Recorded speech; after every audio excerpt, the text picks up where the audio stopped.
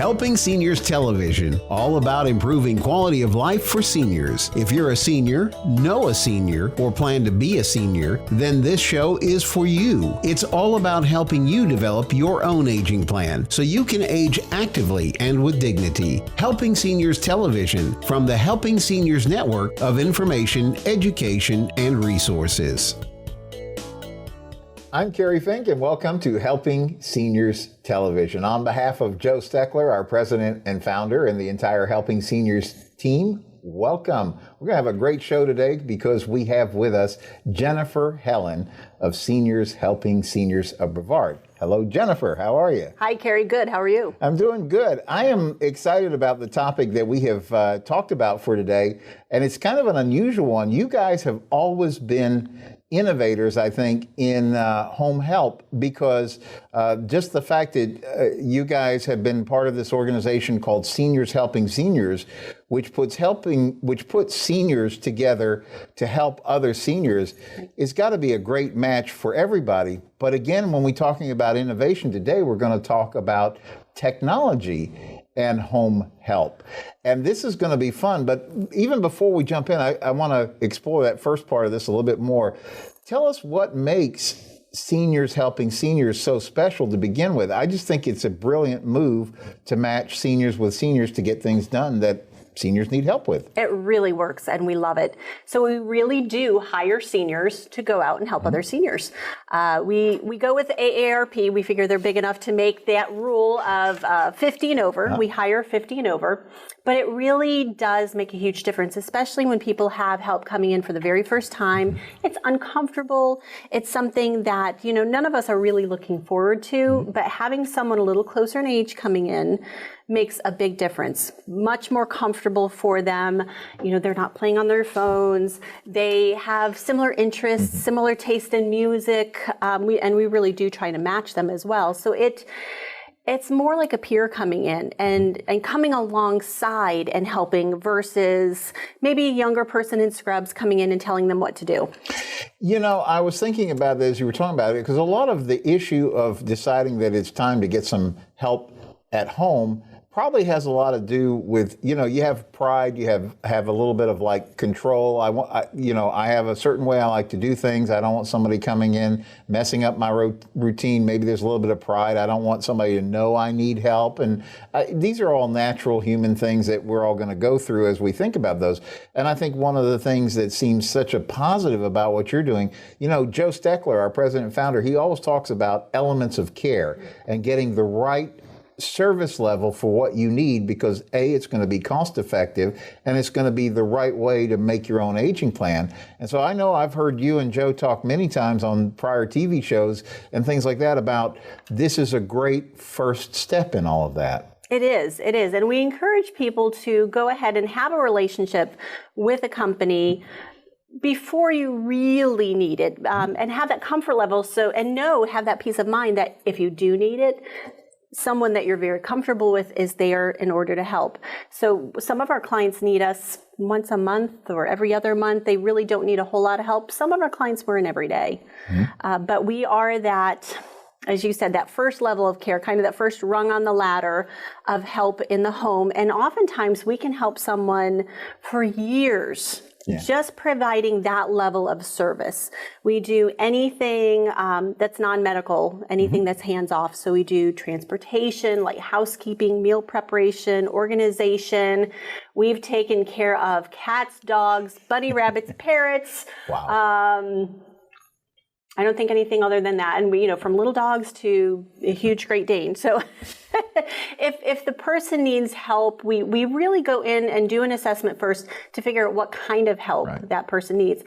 And we're able to handle a variety of different needs so that people are getting the help that they actually need. But they're also not getting too much help and overwhelmed by it. And that's actually the other point is you mentioned that before. Said, I think most of us, it's a funny thing. I think most of us, when we're at home, we don't want to feel sick. And you're right, somebody coming in scrubs makes you probably feel like, I'm one step away from a hospital or something. And yet what I've really discovered, because I've seen along the way you've done radio programs, you've actually had one of your caregivers come in and talk about why they do what they do. Really quite an inspirational story. If you haven't found that one, you should check it out, because we archive everything on the Helping Seniors YouTube page, Facebook page. But it's really interesting. You can tell the passion that the seniors who are helping in your organization have for the seniors that they're working together with. Absolutely. And we love that. When we bring new caregivers in, I always thank them and welcome them to our Seniors Helping Seniors family, and let them know that we really enjoy a great reputation in the county. And the reason is because of our caregivers. They do it because they want to, not because they have to. Most of our people are retired.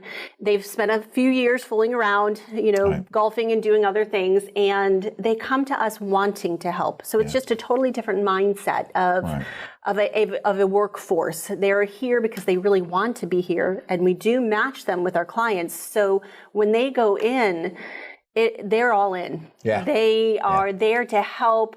Harry was our guest on the radio, and he really is amazing, especially with our other gentlemen. He takes care of a couple of gentlemen for us and really goes, I think, above and beyond to make sure that he has exactly what he needs, not only physically and in the house, but just socially and emotionally, that they really take care of one another. It's a great thing. Yeah, it's a spirit of care. And actually that kind of lets us shift into what we really wanted to get into, was how you're actually able to once again kind of innovate on this level of home help by using some technology. And I understand that you guys have a tremendous thing called electronic caregiver, and you're also able to do things now, I guess, as everybody lived through the COVID world, you've actually made some adjustments. So you guys are kind of like, you're high. There was an expression they used to use, they called it high touch, but high tech.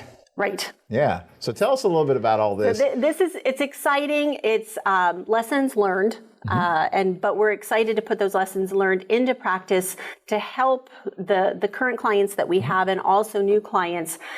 The electronic caregiver, you don't have to be a client of Seniors Helping Seniors in order to partake in the electronic caregiver, but it is a really great technology that is way more than help, I've fallen and I can't get up, which it is. It is an emergency alert button. It can be a lanyard or it can be a watch, but it's also for our independent seniors who are on the go. So there's a mobile device with it that you can put in your pocket, put it on your belt, throw in your purse, and it goes wherever you go. So if you're out fishing, if you are out shopping, wherever you are, it follows you, and it will. If you ever get lost, you can press the button. If you are not feeling safe, maybe in a parking lot somewhere, you can press the button. Wow. You are out fishing, on a remote area of the river, and all of a sudden you have chest pain, press the button. Wow. So it's a way to keep people still active and still independent, but with that peace of mind of knowing that if wherever they are going to have emergency services should they need it. So we love that part of it, but it goes beyond that. So we can Bluetooth check pulse ox, blood pressure, weight, temperature. I'm missing one. Oh, and glucose. Wow. So that will upload. We supply the device. They use the device. It uploads to the cloud immediately, so their doctor can see it and they can see trends. Oh, our blood pressure is a little bit low this week, or maybe it's a little bit high, and let's do something about it now before it becomes a problem in a couple of weeks. So we love that part of it, especially in this, the very, very beginning of the pandemic, nobody went out. So we realized that this was a great way to really monitor people's vital statistics in a very safe way. They can do it right from the home, don't have to go anywhere, and the doctor has real-time data to make decisions. And it's proactive instead of reactive. Yeah, I was thinking about just not being a medical person, but I'm thinking like I've heard them say to people when they go in and have their blood pressure checked, for example, at the doctor's office, now relax, because they know everybody. White coat syndrome. yeah, and so they want to get a real reading and understand what's really going on with you. And I was thinking like, well, that's exactly a benefit you get out of this. This is taking. I assume it's set up so it takes these measurements throughout the day at whatever intervals, make sense. And then the doctor is getting not just, well, here was that reading at 9:32 on Tuesday morning, but they can see actually what's happening throughout the day. Right.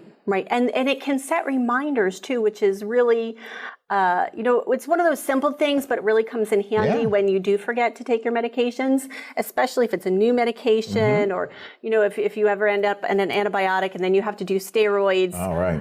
Remembering that lunchtime, I always forget.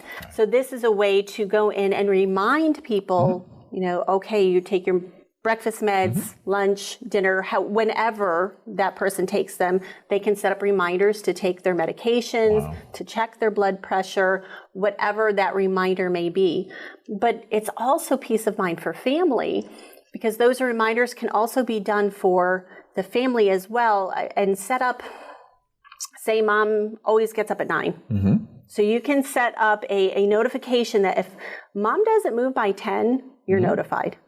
Or maybe if mom goes out of a certain radius because she's early stage dementia, and you want to know if she goes out of a certain radius, then that may not be a good idea, and you want to know about it. So you can set up a caregiver app with notifications like that, so you have real-time data of knowing in a non-intrusive way. Right. A lot of people will put cameras in, and I completely understand that. Yeah. But this is a way to kind of keep track of mom or dad without being intrusive. Well, and this is actually even adds a lot of value that cameras can't do, because the problem with the camera is you have to be watching it to know what's going on. And so I was thinking about this. One of the things that you guys I've seen over the years is how families come to rely on you, because where we live here on the Space Coast of Florida, we have a lot of people who come from up north or the Midwest, and they say, I'm going to retire in Florida because the sun is great. It's nice and warm.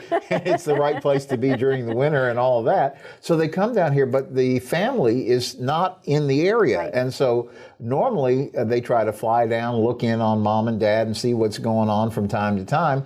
But you guys really become that eyes and ears on the ground that helps them know what's going on with mom or dad.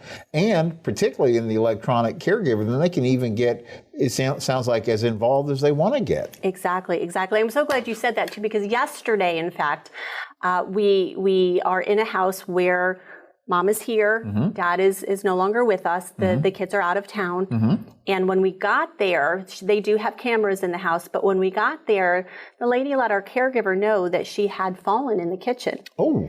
And she was up walking when we got there, but we called the daughter and said, we just want to report that, your mom did report a fall. She seems to be okay. There's no visible markings anywhere, but you might want to go replay that and take a look for yourself. Take a look and see what happened, and see if it's anything that needs to be concerned, because you could break something on the way down and not know it. Oh yeah. Unfortunately, so we really want to be careful with that. And that's one of the things that I like with electronic caregiver, is if she had that fall lanyard, it would have picked it up.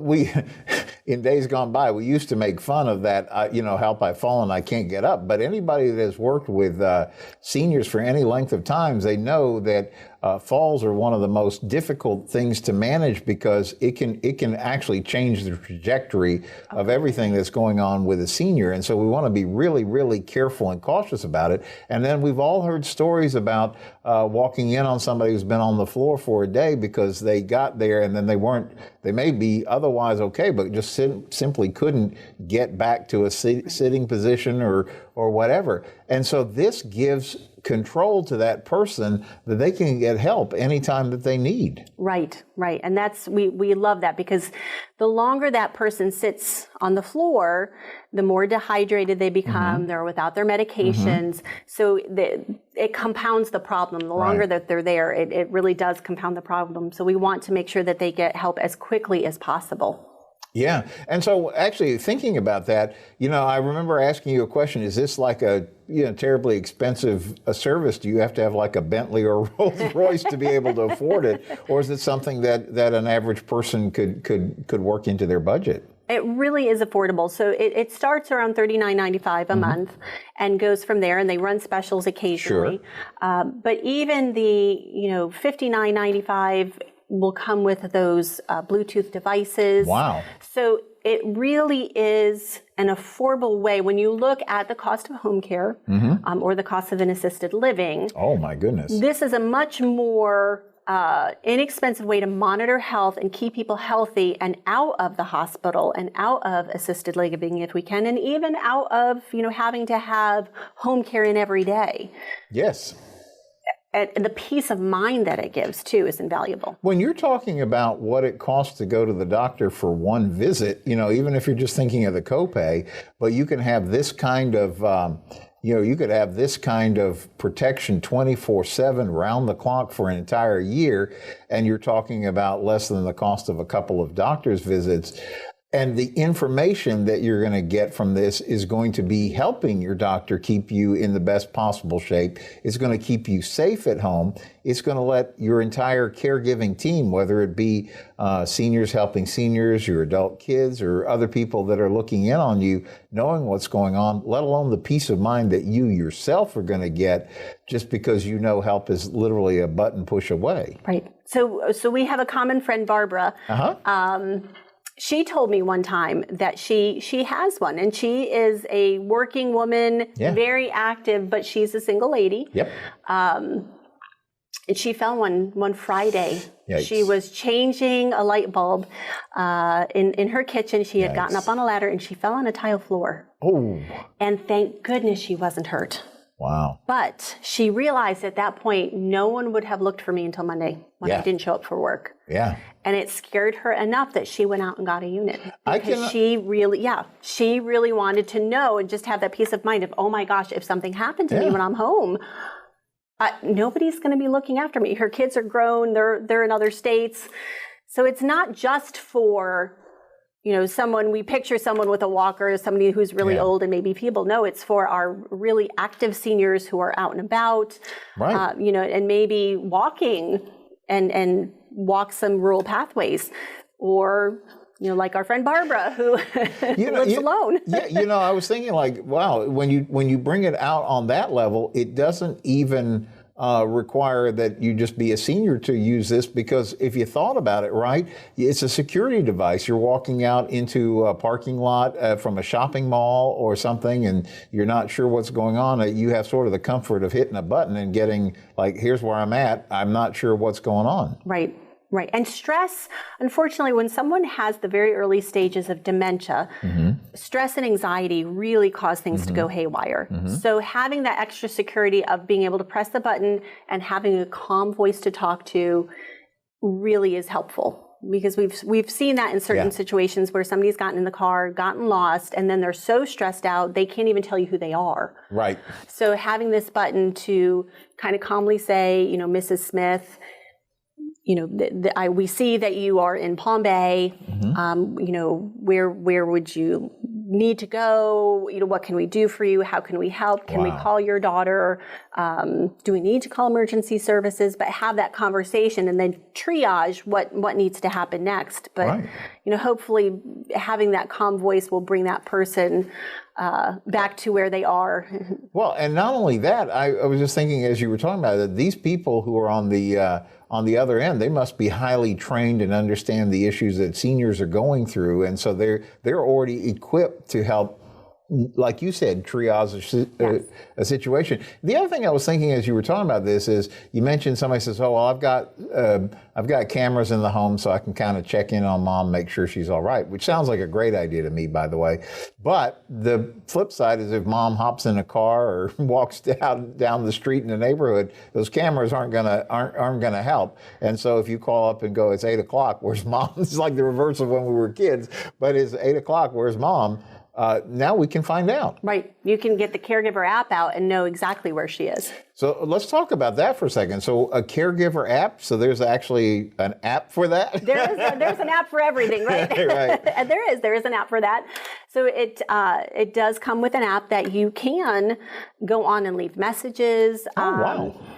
And take a look at the alerts of what you have set up, change alerts. But yes, so you could go on and see that mom is at home or mom is, at the neighbor's house. So do I need to be concerned or should I call the neighbor?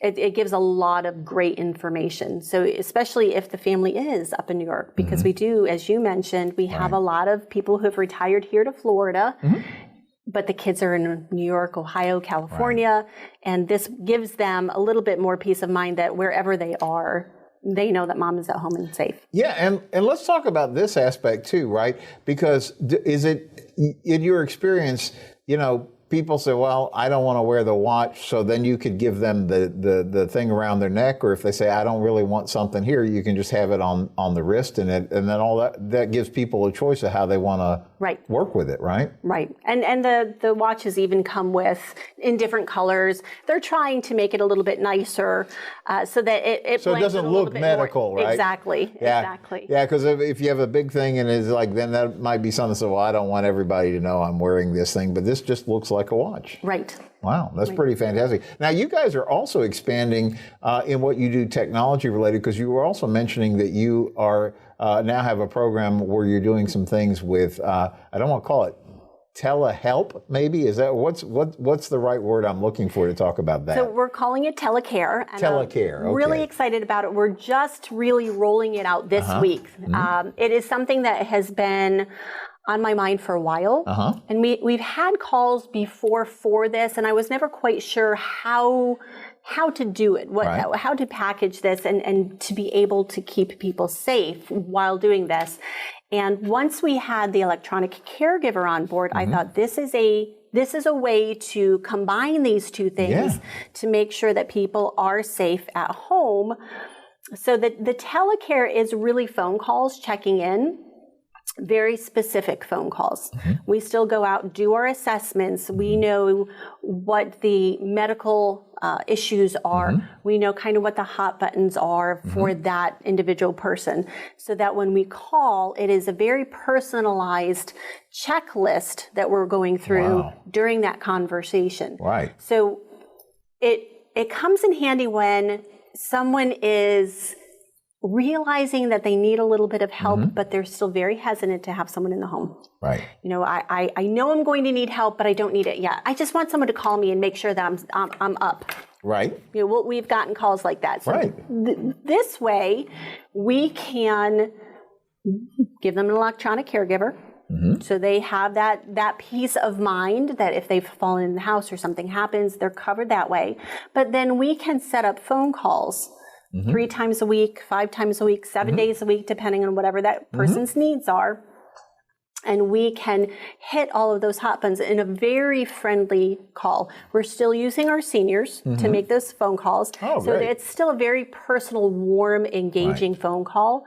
And we're actually utilizing our retired RNs to make these calls for us. So that it is someone who's pretty darn knowledgeable about the background of the medical piece, so that as they're talking, they can really talk knowledgeably with that person.